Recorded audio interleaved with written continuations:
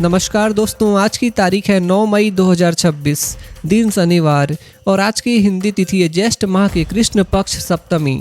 तो दोस्तों, खबरों से पहले आज के दिन का इतिहास भी जान लेते हैं।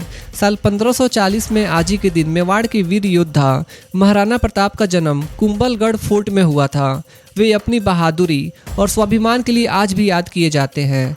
और साल 1653 में आज ही के दिन ताजमहल का निर्माण पूरा हुआ था। मुगल बादशाह शाहजहां द्वारा बनाई गई इस ऐतिहासिक इमारत को बनने में करीब 22 साल लगे थे। और आज ही के दिन साल 1874 में मुंबई में पहली बार घोड़े से खींची जाने वाली ट्रैम सर्विस शुरू हुई थी। यहीं से शहर में मॉडर्न पब्लिक ट्रांसपोर्ट की शुरुआत मानी जाती है। तो दोस्तों, ये था आज के दिन का इतिहास। तो चलिए अब जानते हैं आज की देश दुनिया भर की सबसे बड़ी खबरें, और हर एक खबर को हम लोग डिटेल में समझेंगे, तो वीडियो को आखिर तक जरूर देखना। पश्चिम बंगाल की राजनीति में आज बड़ा राजनीतिक बदलाव देखने को मिला, जहां बीजेपी ने पहली बार राज्य में सरकार बनाने की तैयारी पूरी कर ली है। शुभेंदु अधिकारी को बीजेपी विधायक दल का नेता चुन लिया गया है और वह आज 11 बजे पश्चिम बंगाल के मुख्यमंत्री पद की शपथ लेंगे। बैठक में मौजूद अमित शाह ने उनके नाम का ऐलान किया।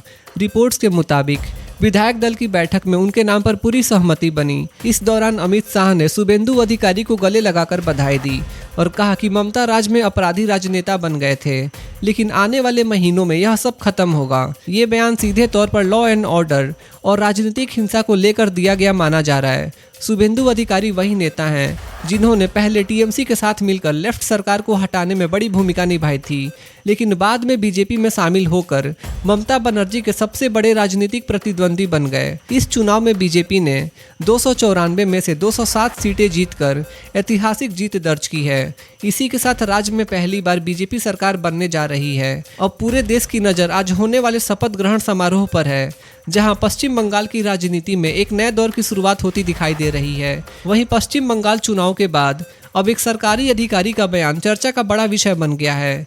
रिपोर्ट्स के मुताबिक एक सरकारी अधिकारी ने चुनाव नतीजों पर टिप्पणी करते हुए कहा कि ममता राज का सफाया हो गया, और साथ ही मजाकिया अंदाज में ये भी कहा कि 10 रुपए की झालमुड़ी ने कमाल कर दिया। बीजेपी मतलब भारतीय झालमुड़ी पार्टी। ये बयान सोशल मीडिया पर तेजी से वायरल हो गया, जिसके बाद प्रशासन भी हरकत में आ गया। मामला बढ़ने के बाद संबंधित जिले के कलेक्टर ने साफ कहा कि इस पूरे मामले की जांच की जाएगी और अगर नियमों का उल्लंघन पाया गया तो अधिकारी के खिलाफ कार्रवाई होगी। दरअसल सरकारी कर्मचारियों से उम्मीद की जाती है कि वे राजनीतिक मामलों पर सार्वजनिक टिप्पणी करने से बचें, ताकि प्रशासनिक निष्पक्षता बनी रहे। वहीं शुभेंदु अधिकारी के निजी सहायक की हत्या को लेकर अब सुपारी किलर्स के इस्तेमाल का दावा किया जा रहा है। एक बीजेपी विधायक ने दावा किया कि उन्हें रात में कराहने की आवाज़ सुनाई दी थी। उन्होंने दोबारा फ़ोन किया, लेकिन उसके बाद कॉल रिसीव नहीं हुआ। इसके बाद जब मौके पर लोग पहुंचे तो मामला गंभीर निकला और पूरे इलाके में हड़कंप मच गया। बीजेपी नेताओं का आरोप है कि यह कोई सामान्य घटना नहीं है, बल्कि एक प्लान्ड अटैक हो सकता है। वहीं दूसरी तरफ पुलिस मामले की जांच में जुटी है और अभी तक आधिकारिक तौर पर पूरी साजिश की पुष्टि नहीं हुई है। तो दोस्तों, अब अगली बड़ी अपडेट देखिए।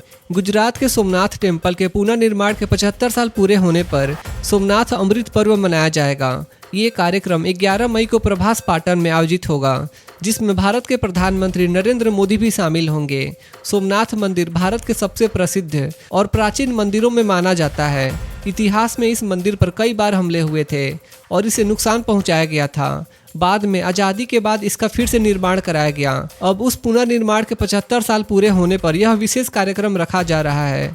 इस आयोजन में धार्मिक कार्यक्रम, सांस्कृतिक कार्यक्रम और श्रद्धांजलि समारोह भी हो सकते हैं। सरकार और मंदिर ट्रस्ट का कहना है कि यह सिर्फ एक धार्मिक आयोजन नहीं, बल्कि भारत की संस्कृति, आस्था और विरासत का उत्सव है। तो दोस्तों, अब अगली बड़ी खबर देखिए। भारत सरकार में संचार राज्य मंत्री चंद्रशेखर पेमासानी ने 2024 बैच के आईएएस अधिकारियों से मुलाकात की। ये अधिकारी अभी दूरसंचार विभाग में असिस्टेंट सेक्रेटरी के तौर पर काम कर रहे हैं। मुलाकात के दौरान मंत्री ने अधिकारियों से कहा कि सिर्फ डेली ऑफिस वर्क तक सीमित मत रहिए, अपने इंटरेस्ट का कोई एक फील्ड चुनिए और उसमें पूरी मेहनत से एक्सपर्ट बनिए। उन्होंने कहा कि अगर कोई अधिकारी किसी एक विषय को गहराई से समझ लेता है तो वह देश के लिए ज़्यादा अच्छे फैसले ले सकता है और नए आइडियाज के साथ काम कर सकता है। ये मीटिंग युवा आईएएस अधिकारियों को फ्यूचर लीडरशिप और स्मार्ट वर्किंग के लिए मोटिवेट करने के लिए रखी गई थी। दोस्तों, अब अगली बड़ी अपडेट देखिए। महाराष्ट्र के लाखों छात्रों का इंतजार आखिरकार खत्म हो गया है। Maharashtra state board of secondary and higher secondary education ने SSC यानी क्लास 10th के रिजल्ट जारी कर दिए हैं। ये परीक्षाएं 20 फरवरी से 18 मार्च 2026 के बीच पूरे महाराष्ट्र में आयोजित की गई थीं। इस बार सबसे बड़ी बात ये रही कि फ्रेश रेगुलर स्टूडेंट्स का ओवरऑल पास परसेंटेज 92.09% रहा, यानी बड़ी संख्या में छात्रों ने सफलता हासिल की है। रिजल्ट जारी होते ही स्टूडेंट्स और पेरेंट्स में खुशी का माहौल देखने को मिला। अब कई छात्र आगे साइंस, कॉमर्स और आर्ट्स स्ट्रीम्स चुनने की तैयारी करेंगे, जबकि कुछ स्टूडेंट्स डिप्लोमा और स्किल कोर्सेज की तरफ भी जाएंगे। हर साल की तरह इस बार भी गर्ल्स एंड बॉयज दोनों ने शानदार प्रदर्शन किया है। हालांकि डिटेल्ड डिस्ट्रिक्ट वाइज डाटा का इंतजार अभी भी किया जा रहा है। कुल मिलाकर 92% से ज़्यादा रिजल्ट यह दिखाता है कि इस बार छात्रों ने मेहनत के दम पर अच्छा प्रदर्शन किया है। तो दोस्तों, अब अगली बड़ी अपडेट देखिए। दिल्ली के सरकारी स्कूलों से जुड़ी एक अहम अपडेट सामने आई है। दिल्ली के सभी गवर्नमेंट स्कूल्स में 11 मई से समर वेकेशन शुरू होने जा रही है।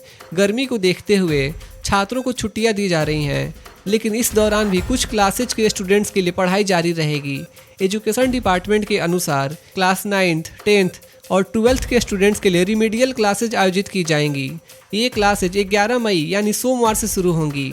इनका उद्देश्य है स्टूडेंट्स की पढ़ाई को मजबूत करना और कमजोर सब्जेक्ट्स में बेहतर तैयारी कराना। खासकर बोर्ड और सीनियर क्लासेज के स्टूडेंट्स को एग्जाम्स और एकेडमिक परफॉर्मेंस में मदद देने पर फोकस रहेगा, यानी छुट्टियों के बीच भी इम्पोर्टेंट क्लासेज के स्टूडेंट्स को लर्निंग सपोर्ट मिलता रहेगा। इससे स्टूडेंट्स को अपनी कमजोरियों पर काम करने और बेहतर परफॉर्मेंस देने का मौका मिलेगा। दोस्तों, अब अगली बड़ी खबर देखिए। देश में एलपीजी, पेट्रोल और डीजल को लेकर लोगों की चिंता के बीच भारत सरकार ने बड़ा अपडेट दिया है। भारत सरकार ने साफ कहा है कि देश भर में घरेलू एलपीजी सप्लाई पूरी तरह स्मूथ है और किसी भी डिस्ट्रीब्यूटरशिप पर गैस ड्राई आउट जैसी स्थिति नहीं है। पेट्रोलियम मिनिस्ट्री की सेक्रेटरी सुजाता शर्मा ने बताया कि सरकार का पूरा फोकस इस बात पर है कि आम लोगों को गैस की कमी न हो और वेस्ट एशिया के हालात के बावजूद प्राइसेज स्टेबल रहे। उन्होंने बताया कि पिछले 2 दिनों में करीब 87 लाख बुकिंग्स के मुकाबले 57 लाख एलपीजी सिलेंडर्स डिलीवर किए गए। साथ ही माइग्रेंट वर्कर्स को ध्यान में रखते हुए 5 किलो वाले छोटे सिलेंडर्स की सप्लाई भी बढ़ाई गई है। पिछले 2 दिनों में ही 1,11,000 से ज़्यादा 5 किलो सिलेंडर्स बिके हैं। कमर्शियल एलपीजी की सप्लाई भी अब लगभग 70% तक रिस्टोर हो चुकी है और 2 दिनों में 15,400 टन से ज़्यादा कमर्शियल एलपीजी बेचा गया। अब पीएनजी की बात करें तो मार्च से अब तक 6 लाख से ज़्यादा पीएनजी कनेक्शंस गैसिफाइड किए गए हैं, जबकि 2,66,000 नए कनेक्शंस के लिए इंफ्रास्ट्रक्चर तैयार किया गया है। सरकार ने यह भी कहा कि देश में कहीं भी पेट्रोल और डीजल की कमी नहीं है।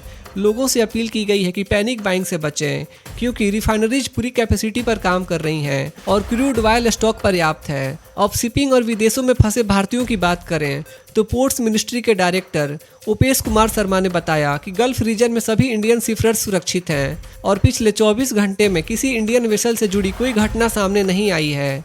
सरकार अब तक 3,190 से ज़्यादा इंडियन सीफरर्स को वापस ला चुकी है। वहीं मिनिस्ट्री ऑफ एक्सटर्नल अफेयर्स के स्पोक्स पर्सन रणधीर जायसवाल ने कहा कि सरकार लगातार गल्फ देशों के संपर्क में है। एडिशनल सेक्रेटरी असीम आर महाजन ने बताया कि तेहरान स्थित भारतीय दूतावास ने अब तक 2546 भारतीयों को ईरान से लैंड रूट्स के जरिए बाहर निकाला है। उन्होंने कहा कि यूएई का एयर स्पेस खुला है और इंडिया यूएई फ्लाइट्स लगातार ऑपरेट हो रही हैं, यानी सरकार लगातार फ्यूल सप्लाई, शिपिंग ऑपरेशंस और विदेशों में भारतीयों की सुरक्षा तीनों मोर्चों पर एक साथ काम कर रही है। दोस्तों, अब अगली बड़ी खबर देखिए। इंडियन ओशियन शिप सागर सफल यात्रा पूरी करने के बाद बंगाल की खाड़ी से होते हुए बांग्लादेश के चट्टोग्राम बंदरगाह पहुंच गया है। ये यात्रा इंडियन ओशियन शिप सागर 2026 मल्टीनेशनल डिप्लॉयमेंट का हिस्सा है, यानी इस मिशन में कई देशों की भागीदारी है और इसका मकसद समुद्री सहयोग और सुरक्षा को मजबूत करना है। चट्टोग्राम बंदरगाह पर जहाज के पहुंचने को भारत और बांग्लादेश के मजबूत रिश्तों का बड़ा संकेत माना जा रहा है। इससे दोनों देशों की नेवी के बीच कोऑर्डिनेशन और फ्रेंडशिप और मजबूत होगी। इस मौके पर कहा गया कि भारतीय नौसेना और बांग्लादेश नौसेना के बीच पार्टनरशिप लगातार मजबूत हो रही है। दोनों देश समुद्री सुरक्षा, ट्रेनिंग और रीजनल स्टेबिलिटी पर साथ मिलकर काम कर रहे हैं।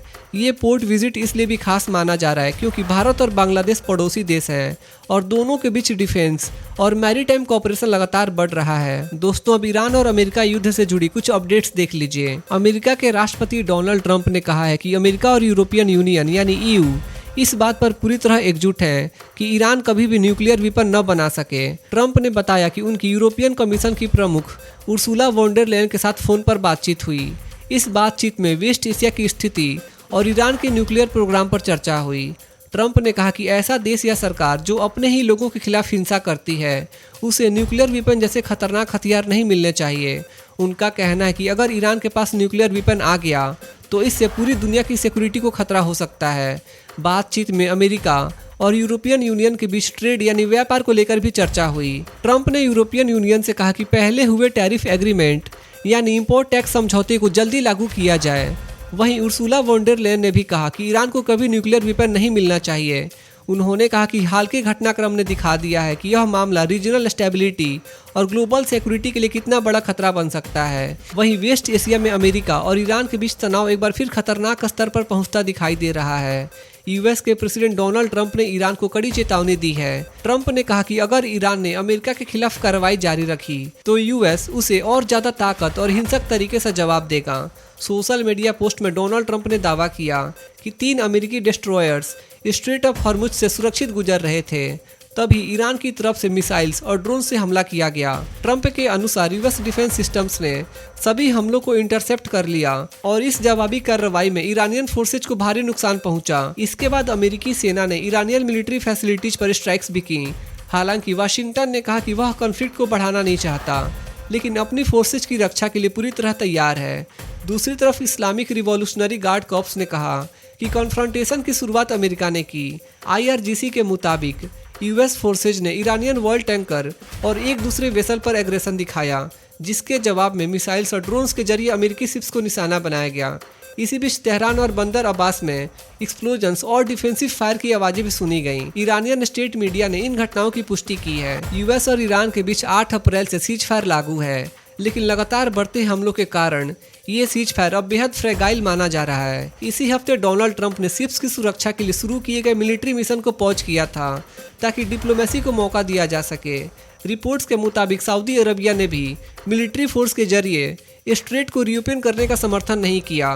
फिलहाल पूरी दुनिया की नज़र गल्फ रीजन पर बनी हुई है, क्योंकि स्ट्रेट ऑफ हॉर्मुज में बढ़ता तनाव global oil supply, shipping routes और इंटरनेशनल मार्केट्स पर सीधा असर डाल सकता है। दोस्तों, अब अगली बड़ी अपडेट देखिए। भारत ने रक्षा क्षेत्र में एक और बड़ी सफलता हासिल की है। 7 मई 2026 को उड़ीसा तट के पास तारा विपिन का पहला सफल फ्लाइट ट्रायल किया गया। टैक्टिकल एडवांस्ड रेंज ऑगमेंटेशन तारा भारत का पहला स्वदेशी ग्लाइड वेपन सिस्टम है।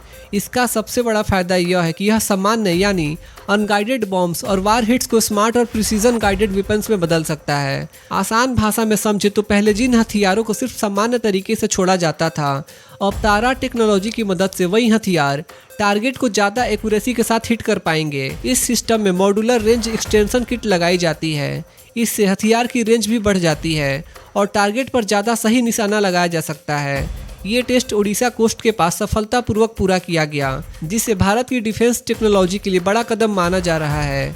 एक्सपर्ट्स का कहना है कि इससे भारतीय सेना की स्ट्राइक कैपेबिलिटी और मजबूत होगी और फ्यूचर वारफेयर में भारत को बड़ा फायदा मिलेगा। दोस्तों, अब अगली बड़ी खबर देखिए। इंडिगो ने घोषणा की है कि वह 15 जून 2026 से नोएडा इंटरनेशनल एयरपोर्ट से कमर्शियल फ्लाइट सर्विसेज शुरू करने जा रही है। यानी अब उत्तर प्रदेश के जेवर में बने नोएडा इंटरनेशनल एयरपोर्ट से यात्रियों को नियमित हवाई सेवा मिलने लगेगी। यह एयरपोर्ट NCR और पश्चिमी उत्तर प्रदेश के लोगों के लिए काफ़ी महत्वपूर्ण माना जा रहा है। इससे दिल्ली एयरपोर्ट पर दबाव कम हो सकता है और लोगों को ट्रैवल में ज़्यादा सुविधा मिलेगी। इंडिगो देश की सबसे बड़ी एयरलाइंस में से एक है। कंपनी के इस फैसले के बाद उम्मीद की जा रही है कि आने वाले समय में दूसरे एयरलाइंस भी जेवर एयरपोर्ट से अपनी सर्विसेज शुरू कर सकते हैं। सरकार और एविएशन सेक्टर के एक्सपर्ट्स का कहना है कि इससे रोजगार, टूरिज्म और बिजनेस को भी बड़ा फायदा मिलेगा। दोस्तों, अब आज का मौसम अपडेट भी जान लेते हैं। देश के कई हिस्सों में आज मौसम का मिजाज बदला हुआ नजर आ सकता है। इंडिया मेट्रोलॉजिकल डिपार्टमेंट ने हैवी रेनफॉल, थंडरस्टॉर्म, लाइटनिंग और गस्टी विंड्स को लेकर ताज़ा फोरकास्ट जारी किया है। IMD के अनुसार आज केरला, माहे, साउथ इंटीरियर कर्नाटका, तमिलनाडु, पुडुचेरी और कराईकाल में भारी बारिश होने की संभावना है। वहीं उत्तर प्रदेश, ईस्ट राजस्थान और कोस्टल कर्नाटका में थंडरस्टॉर्म के साथ लाइटनिंग और तेज हवाएं चल सकती हैं। मौसम विभाग ने मध्य प्रदेश, बिहार, झारखंड, छत्तीसगढ़, उड़ीसा और नॉर्थ ईस्ट के कई हिस्सों में भी ऐसे ही मौसम की संभावना जताई है। एक्सपर्ट्स के अनुसार लगातार बदलते वेदर पैटर्न्स के कारण कई राज्यों में अचानक बारिश और आंधी जैसी स्थितियां बन रही हैं। ऐसे में लोगों को सलाह दी गई है कि खराब मौसम के दौरान खुले स्थानों से बचें और वेदर अपडेट्स पर नज़र बनाए रखें। खासकर लाइटनिंग और तेज हवाओं के दौरान एक्स्ट्रा सावधानी बरतने की जरूरत बताई गई है। दोस्तों, सर्राफा बाजार से आज की बड़ी अपडेट सामने आई है। सोने और चांदी की कीमतों में आज फिर तेजी देखने को मिली है। अगर 24 कैरेट सोने की बात करें तो आज सोना करीब 15,300 रुपये प्रति ग्राम के आसपास कारोबार कर रहा है, यानी 10 ग्राम सोने की कीमत लगभग 1,53,000 तक पहुंच गई है। वहीं चांदी की कीमतों में भी मजबूती बनी हुई है। आज चांदी करीब 275 रुपये प्रति ग्राम के आसपास ट्रेड कर रही है, यानी 1 किलो चांदी की कीमत लगभग 2,75,000 तक पहुंच चुकी है। दोस्तों, अब अगली बड़ी अपडेट देखिए। आज देश भर में पेट्रोल और डीजल की कीमतों को लेकर राहत भरी खबर सामने आई है। आज फ्यूल प्राइसेज में कोई बड़ा बदलाव देखने को नहीं मिला। अगर राजधानी दिल्ली की बात करें तो यहाँ पेट्रोल करीब 94 रुपया 77 पैसे प्रति लीटर बिक रहा है। वहीं डीजल की कीमत लगभग 87 रुपया 67 पैसे प्रति लीटर बनी हुई है। मुंबई में पेट्रोल प्राइस करीब 103 रुपया 54 पैसे प्रति लीटर पहुंच गया है, जबकि डीजल लगभग 90 रुपया प्रति लीटर पर बिक रहा है। इसके अलावा हैदराबाद, कोलकाता और बेंगलुरु जैसे शहरों में भी पेट्रोल प्राइस 100 रुपये के पार बना हुआ है। वहीं बिहार और उत्तर प्रदेश के कुछ शहरों में हल्का उतार चढ़ाव देखने को मिला है। तो दोस्तों, आज की खबरें यहीं पे समाप्त होती हैं। देश भर के छोटे बड़े अपडेट्स और हर दिन के लेटेस्ट न्यूज़, करेंट अफेयर्स देखने के लिए हमारी यूट्यूब न्यूज़ चैनल इंडियन जनता न्यूज़ को सब्सक्राइब जरूर करें। मिलते हैं अगले वीडियो में, तब तक के लिए अपना ध्यान रखें। जय हिंद।